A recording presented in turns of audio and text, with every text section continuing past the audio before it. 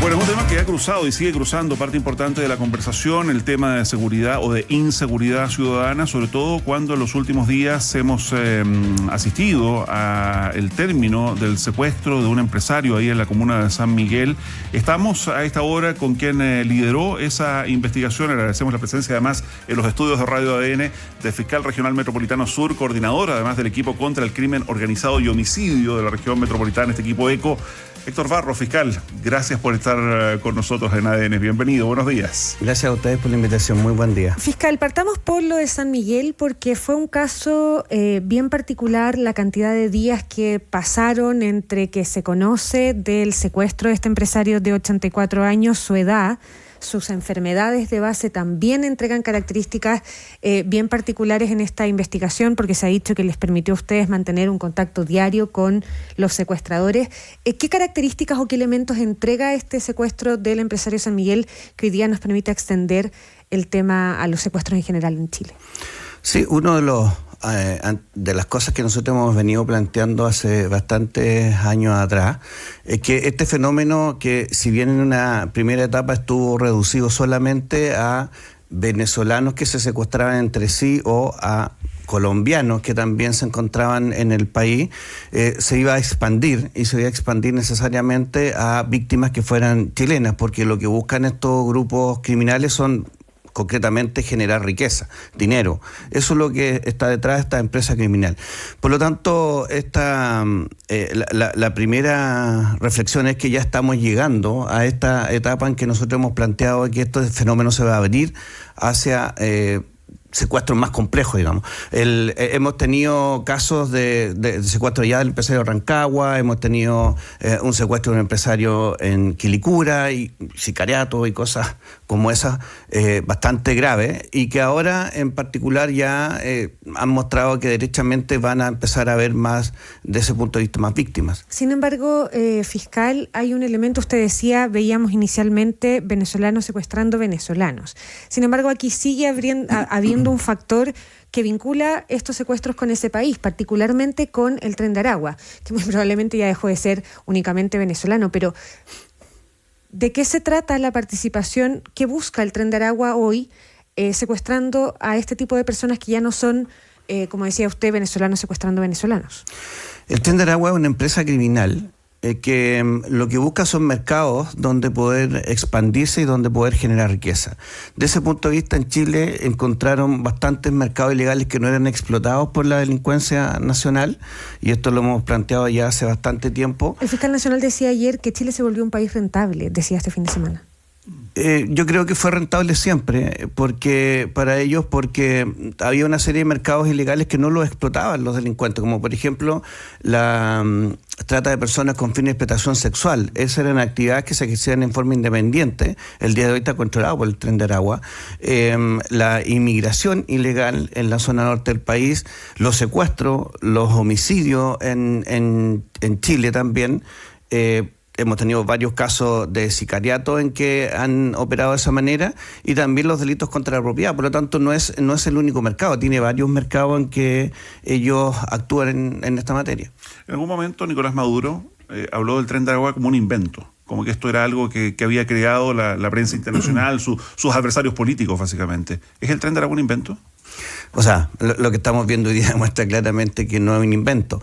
Y en primer lugar, y en segundo lugar, el Tren de Aragua sigue siendo controlado del extranjero, no es controlado desde Chile. ¿Quién controla el Tren de Aragua? El Tren de Aragua está controlado, se supone, hasta la cúspide por el Niño Guerrero, pero nosotros siempre hemos estado hasta una serie de mandos medios que vienen debajo de él y llegando por personas que están ubicadas principalmente en Colombia, controlando las operaciones en Sudamérica, hasta llegar a Chile, donde tienen un mando local. Esa es la forma en que ellos es una estructura muy piramidal a la usanza antigua, donde todas las operaciones que realiza el Tren de Aragua en Chile tienen que ser autorizadas por los mandos superiores. ¿No se da esto de que de pronto alguien dice ser del Tren de Aragua como una forma de atemorizar a la gente sin serlo necesariamente? Pueden haber casos como eso, pero nosotros cada vez que hacemos una investigación vamos mucho más allá de simplemente quedarnos con lo que alguien dice. Lo que hemos visto es que el Tren de Aragua opera directamente en Chile, como fue en el caso de los piratas, por ejemplo. los mapaches, la hermandad, que son grupos que desarticulamos, por ejemplo, los piratas que actuaron en el secuestro con homicidio de Ronald Ojeda Moreno, en ese caso en particular es Tren de Aragua directamente, pero también operan a través de franquicias que son permitiéndole a otros grupos que, si bien no son netamente Tren de Aragua, puedan operar bajo la licencia del Tren de Aragua. Me quiero quedar un minuto, ya vamos a volver al tema de San Miguel, digamos, pero ya que lo menciona, en el caso de Ronald Ojeda, una investigación que sigue su curso, ya veíamos durante el fin de semana al fiscal nacional insistir en interrogar a Nicolás Maduro, detenido hoy día por Estados Unidos. ¿Cómo ha avanzado esa investigación? La investigación está, tenemos dos líneas investigativas. La primera es que ya la tenemos cerrada y que está acusada incluso, y tenemos audiencia de preparación de juicio oral ahora en mayo. Pero tenemos una arista abierta necesariamente porque tenemos todas las extradiciones pendientes desde Estados Unidos y desde Colombia todavía que no se han concretado. Una vez que se concreten esas detenciones, vamos a tener que seguir las otras líneas para efectos ya de fijar un plazo de investigación, formalizarlos cuando lleguen y acusar en su momento. Fiscal, el fiscal nacional, vuelvo a remitirme a sus dichos, Ángel Valencia decía que es real y viable interrogar a Nicolás Maduro por este caso de Ronald Ojeda. ¿Es un objetivo real de la Fiscalía que puede aportar llegar al expresidente venezolano? Sí, nosotros siempre... Más allá de la factibilidad, por decirlo de alguna manera técnica, logística, no lo sé. Nosotros siempre hemos dicho que el secuestro con homicidio de Ronald Ojeda fue, y lo dijimos ya en abril, el hecho ocurre el 21 de febrero del 2024 y en abril ya teníamos la certeza, y de hecho lo dijimos públicamente, de que esta era una operación política, no cumplía ninguno de los requisitos para no serlo, puesto que no era un secuestro extorsivo, fue un secuestro para matar derechamente, donde la víctima no tenía ninguna de las características que tenían todas las víctimas que teníamos en ese momento. Esto arrancaba de la supuesta normalidad que había. Recordemos que el 2023, 2024 fue el auge de los secuestros con secuestros y secuestros con homicidio, particularmente del Tren de Aragua en Chile.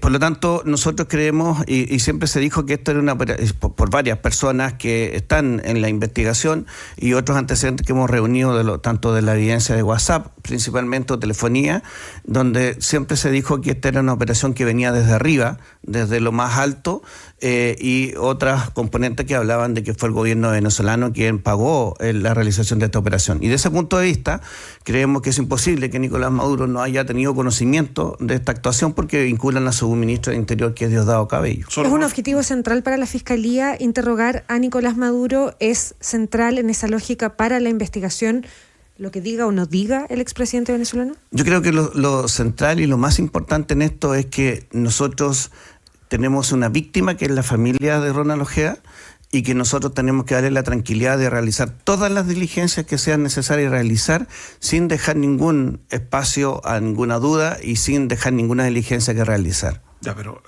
fiscal Barros, Nicolás Maduro, es que si es que llega a ser interrogado, va a decir yo no tenía idea, no tengo conocimiento. ¿Cómo se prueba el componente político, digamos, de este secuestro con homicidio? A estas alturas, digamos. Es que nosotros nunca hemos dicho que Nicolás Maduro directamente está vinculado. Lo que hemos dicho es que es Diosdado Cabello el que está vinculado de acuerdo a los antecedentes. ¿Cómo se prueba esa tesis? ¿Perdón? A estas alturas, ¿cómo se prueba esa tesis más allá del descarte de que no calza con ninguna de las otras? Perdón, ¿cuál tesis? La tesis del crimen político. Está absolutamente, por eso digo, son una serie de antecedentes. Si tenemos espacio, yo puedo hablar 2 horas de cómo podemos llegar a la tesis política. ¿Pero es lo mismo decir que está sustentada la tesis política que está Diosdado Cabello detrás? ¿O son cosas distintas? Es lo mismo, sí, es una operación del gobierno venezolano que lo que estaba haciendo en ese momento, e incluso esa operación tenía un nombre, la Operación Araña, en que lo que estaban haciendo era tomar a todas las personas que eran de la oposición y que estaban fuera del país operando en contra del gobierno venezolano y que los iban a secuestrar y los iban a trasladar, incluso hablaban algunos a Venezuela. Recordemos que Ronald Ojeda es un personaje, Sí, estamos conversando con el fiscal metropolitano sur, Héctor Barros, coordinador además del equipo contra el crimen organizado y homicidio de la región metropolitana ECO, que entre otras causas dirige también la investigación por el homicidio de Ronald Ojeda. Fiscal. Sí, recordemos que Ronald Ojeda es una persona que participa el 2015 en un atentado en este caso en contra del gobierno de Maduro, donde hacen un intento golpista. Producto de esos detenidos, se fuga en algún momento en un traslado de un tribunal a la cárcel, pasan hacia Colombia, llega posteriormente a Chile, pide refugio, y por eso se le dio refugio en Chile, porque tiene una condición política distinta. Y por otro lado, recordemos que el 2023 Ronald Ojeda sale por paso no habilitado en diciembre y va a hacer un segundo intento golpista donde es detenido Ángelo Heredia, que es un capitán que también formaba parte de este grupo golpista donde intentan hacer una nueva operación. Dado que esa operación no resulta porque es detenido, en este caso Ángelo Heredia, regresa nuevamente al país y a los 2 meses fue secuestrado y fue asesinado de inmediato. Jamás hubo un intento de pedir, en este caso, el pago de alguna recompensa por su liberación o por la extorsión. En este caso, nunca hubo un intento de cobrar, solamente de matar. Y el Tren de Aragua no tiene ese objetivo. El Tren de Aragua secuestra para ganar dinero. O sea, ¿el objetivo de qué habría sido cuál? ¿Intimidar? El objetivo era eliminar a Ronald Ojeda, que aparecía constantemente en las redes sociales y que había intentado en 2 ocasiones participar en un intento golpista en contra del gobierno de Nicolás Maduro. ¿Y está acreditado el pago? Los pagos están acreditados con declaraciones. Pero no hay un elemento físico, digamos. No, eso no. Estamos hablando de organizaciones criminales, que es bien difícil que usted acredite qué día, qué hora o de qué manera le pagaron los dineros. De hecho, en la actualidad, la forma de los pagos que se hacen no son pagos físicos. Son pagos que se hacen a través de criptomonedas, de otras aplicaciones que están en la Internet. El sistema está mucho más evolucionado de lo que a lo mejor nosotros creemos, en términos en que esta es una organización transnacional que tiene distintas formas de operar a la delincuencia nacional. En Chile se paga en efectivo. Estas organizaciones no piden dinero en efectivo, piden transferencias que son difíciles de poder perseguir. Fiscal Héctor Barros, ¿estamos mal en Chile hoy en relación a los secuestros? Lo planteaba también el fiscal Ángel Valencia, digamos, en su cuenta pública y en la entrevista que ha dado en las últimas horas. ¿Cuán mal estamos en relación a los secuestros? Porque él lo planteaba en la lógica de que evidentemente es una situación que ha ido empeorando. Yo diría que el año 2023, por ahí por diciembre, enero, fue los años más complejos que tuvimos de secuestros y secuestros con homicidio. Ahora, desde el punto de vista de los secuestros, de cómo están el día de hoy, yo soy bastante optimista en términos en que hemos ido deteniendo cada vez mayor cantidad de gente y al Tren de Aragua cada vez se le está haciendo más caro operar en Chile desde ese punto de vista. Nosotros tenemos más de 200 personas detenidas por secuestro y tenemos más de 500 personas detenidas, en este caso en ECO, por secuestro, o sea, por homicidio y secuestro. ¿Qué significa que se le está haciendo más caro? Más caro porque desde el punto de vista de la operación nosotros hemos ido deteniendo en todos los secuestros personas. El día de hoy tenemos en el secuestro de San Miguel 4 días antes de que liberaran a la víctima, nosotros ya teníamos detenido a 4 personas. Entonces, para ellos eso significa una pérdida de recursos porque son el recurso humano. Mire, cuando hicimos la formalización en contra de los piratas por el secuestro con homicidio de Ronald Ojeda y otra serie de secuestros con homicidio, porque no fue el único caso, había un imputado que le decía al tribunal en ese momento que era imposible que él haya participado en 2 secuestros porque había llegado al país hacía 6 días antes de que lo detuvieran. Y yo le dije que exactamente eso era así. Pero la pregunta que había que hacerse es, ¿a qué vino a Chile entonces? ¿Vino a estudiar? ¿Vino a trabajar? ¿Vino a turistear? No, vino a cometer secuestros y homicidios. Y por eso es que en una semana había participado en 2. De hecho, el Tren de Aragua lo que hace es, cuando ve que sus recursos humanos bajan, lo que hace es traer personas desde Venezuela o que están generalmente en Colombia o que están generalmente en Ecuador y le pagan todos los gastos para traerlo a Chile a cometer delitos. Para el Tren de Aragua, lo mismo hacen el reclutamiento para efectos de la prostitución.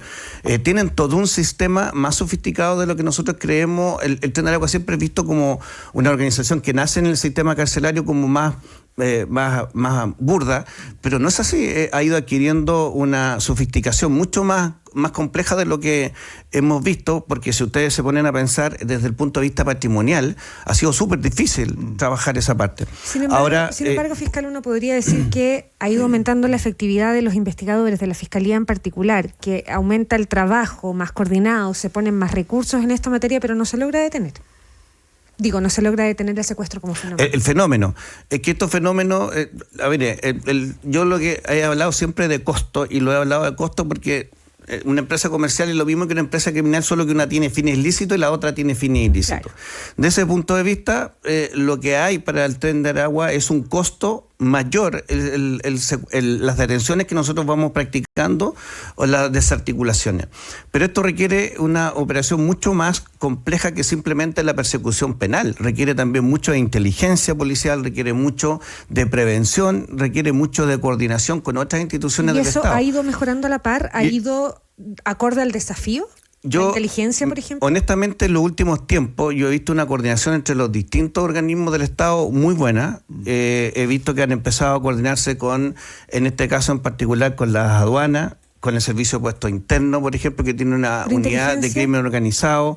La inteligencia policial también opera y la vemos, por ejemplo, cuando logramos las detenciones que tenemos. Entonces, yo creo que lo que hay que hacer es esperar un tiempo tal vez para ver los resultados que se están produciendo, porque nosotros lo que tenemos que hacer es encarecerle de tal manera el Tren de Aragua a la operación en Chile, que ya no le convenga venir a operar criminalmente a Chile. Y por otro lado, lo que yo siempre he creído es que mientras este fenómeno no se enfrente de manera global, y cuando hablo de manera global hablo de los estados en su conjunto, tampoco vamos a lograr desarticular estas organizaciones. Vale decir, en este caso en particular trabajamos muy bien con los países vecinos y con Colombia, pero no tenemos ninguna colaboración desde Venezuela. Mientras eso no cambie, va a estar siempre difícil poder combatir, en este caso, el Tren de Aragua como lo quisiéramos hacer. Ahora, yo siempre he dicho que soy optimista desde el punto de vista en que los resultados están viniendo. En este caso en particular, la víctima, si bien estuvo 8 días secuestrada, logramos finalmente la liberación con un trabajo espectacular, en este caso, como siempre, de la VIPE, de la Policía de Investigaciones, donde logramos soltarlo. Y si usted me pregunta por qué 8 días, por qué es más largo, porque aquí es necesario entrar a analizar otro punto, y es que nosotros tenemos que empezar a sacar lecciones de estos hechos, y donde la comunicación o los medios de comunicación cumplen un rol fundamental. En este caso en particular, a diferencia de lo que ocurre en muchos otros casos en que tenemos secuestros a diario, a veces, la prensa no lo conoce. Se trabaja con mucho sigilo hasta que logramos las detenciones. En este caso en particular, como el secuestro se produce en una vía pública, y llegan los medios de comunicación, no pudimos controlar en este caso en particular de ese punto de vista la publicidad que tuvo el caso. Y esto implicó, cuando usted me dice al inicio, estuvieron en constante comunicación. No estuvimos en constante comunicación. La verdad es que... Lo que se había planteado era por la administración de la insulina. Claro, pero este secuestro se podría haber solucionado mucho antes. Sin embargo, lo que ocurrió acá en particular fue que los medios de comunicación empezaron a hablar de la tremenda fortuna que tenía la víctima, lo que no era tal. Lo que él tiene es un patrimonio, un patrimonio pero en propiedades, no en liquidez. Y eso ¿La difusión atentó contra el éxito de la operación? Afectó y nos tuvo desde el día viernes hasta el día lunes incomunicado con los secuestradores, porque nos cortaron el diálogo justamente porque dijeron que nos estábamos burlando de ello, porque porque él tenía un capital mayor al que nosotros habíamos dicho. El día viernes la liberación se producía y ya se había negociado suficientemente. El viernes en la noche los secuestradores retroceden, dicen que lo que está diciendo la prensa es que él tiene un capital mucho más amplio, que tenía caballo de carrera, que era prestamista, lo que es falso, y la familia me ha pedido expresamente que también eso lo aclare, y eso hizo que las pretensiones de los secuestradores aumentaran a $1,5 millones, lo que es imposible pagar de esa manera. No, correcto. Ahora, fiscal, sabemos que el Ministerio Público es un organismo autónomo que no depende del gobierno de turno, pero hoy día, bajo el gobierno de José Antonio Kast, que llega con una promesa de combatir de mejor manera la delincuencia, de expulsar a los migrantes irregulares y de una serie de otros asuntos de los cuales ya se hacía cargo el fin de semana la propia ministra de Seguridad. Hoy, en su trabajo, la Fiscalía Nacional, ¿siente una mayor presión? Yo en lo particular nunca siento presión de nadie, desde el punto de vista que creo que una de las grandes virtudes que tenemos que tener es justamente ser capaces, y siempre se lo digo a los fiscales nuevos, ser capaces de aguantar la presión de los policías, la presión de los medios, la presión de la jefatura. ¿Pero hoy día están más presionados? No, yo en lo particular, nosotros seguimos trabajando como siempre hemos trabajado y seguimos teniendo los resultados que siempre hemos tenido y que están a la vista con el equipo ECO. Y de ese punto de vista para nosotros es súper valioso que se mantengan los recursos que vienen desde el gobierno anterior para mantener la existencia de ECO, puesto que esto es un proyecto que fue pagado por el proyecto de Calle Sin Violencia, y de ahí vinieron los recursos para poder armar el equipo ECO que dio la Fiscalía Nacional. De ese punto de vista, y yo que estoy a cargo de los equipos ECO, para nosotros la presión política no es relevante en este ámbito, porque nosotros lo que hacemos es un trabajo objetivo y técnico apegado a lo que vaya apareciendo en las investigaciones, en el trabajo conjunto que hacemos con la policía. Y de ese punto de vista, para nosotros, ¿qué es importante? Los recursos, si se mantienen los recursos ECO, nosotros seguimos operando de la misma manera en que lo venimos haciendo. Lo que tiene que ver con temas de seguridad tiene que ver no solo con la persecución, tiene que ver también con la prevención y con una otra serie de políticas que tienen que tomar los ministerios correspondientes. ¿Qué nivel de presión genera cuando un gobierno llega a la moneda prometiendo el fin de la delincuencia, el crimen organizado en plazos bastante más cortos de los que hoy día ellos mismos reconocen? Lo hace la ministra de Seguridad, Trinidad Steiner, este fin de semana, en la lógica de responder los cuestionamientos a su gestión a 2 meses de llegar a la moneda. Yo no me puedo pronunciar en esa área porque es un área política. Lo mío es un área jurídica, técnica, de un organismo autónomo, y de ese punto de vista nosotros trabajamos como siempre con el mismo profesionalismo y con la misma objetividad, independiente del gobierno que esté, en este caso, en el poder. Para nosotros, ¿qué es lo que es importante? Pero desde el punto de vista técnico, los plazos en materia de seguridad, de combate al crimen organizado, a la delincuencia común, no son inmediatos, ¿no? La delincuencia es un tema mucho más complejo que uno tiene que tratar en mucho más tiempo, pero es un fenómeno que requiere ser abordado desde distintos ámbitos y no solo del ámbito de la persecución penal. Nosotros cometemos el error de que siempre la reacción del Estado a la delincuencia tiene que ser la detención o la persecución penal.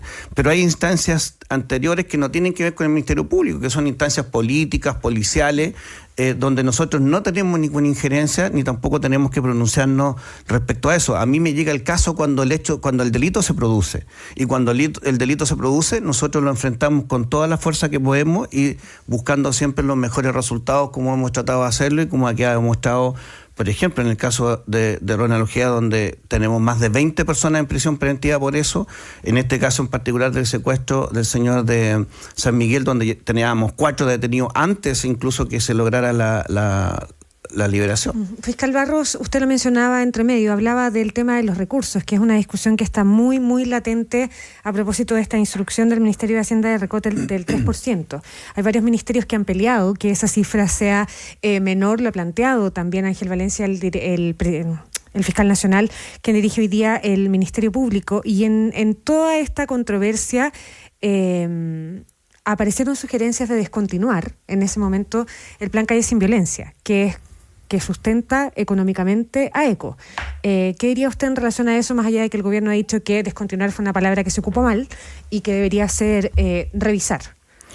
Yo creo que nunca ha estado en los planes del gobierno terminar con el equipo ECO. O sea, es imposible, si usted me pregunta desde el punto de vista de la realidad, terminar con este equipo. Es el equipo más eficiente que hemos tenido en la región metropolitana, mirando el fenómeno en las 4 fiscalías regionales, donde tenemos, como digo, más de 500 personas. Estamos hablando de una cantidad enorme de sujetos en prisión preventiva, donde es una de las políticas públicas mejor evaluadas. Es difícil, yo siempre he dicho, matar la marca ECO el día de hoy es imposible con los resultados que están teniendo. Entonces, de esa perspectiva, creo que jamás ha estado en la mente de alguien eliminar el equipo ECO. Ahora, hacerlo sería un error. Es que no creo que nunca haya estado en la planificación de nadie, por un lado por los resultados que tiene. ¿Reducir recursos o recortar eventualmente recursos?